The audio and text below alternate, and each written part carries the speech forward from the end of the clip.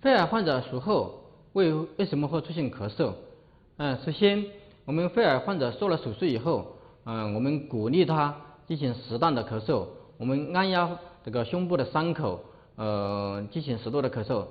利于我们的排痰，利于保持我们呼吸道的通畅，这是一个。第二个的话，我们肺癌患者术后可能出现一些感染，包括我们的肺炎，包括我们的这个脓胸，等等，可以出现我们的咳嗽。第三个的话，我们手术并发症可以出现我们的气管胸膜瘘，它也可以出现咳嗽。所以说，肺癌患者术后出现咳嗽，需要进行进一步的明确他咳嗽的原因，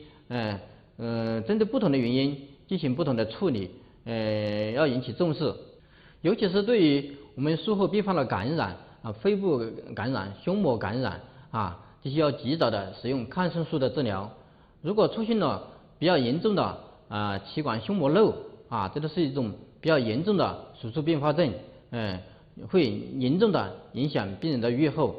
和康复。那么这个时候就需要我们医生做好积极的判断。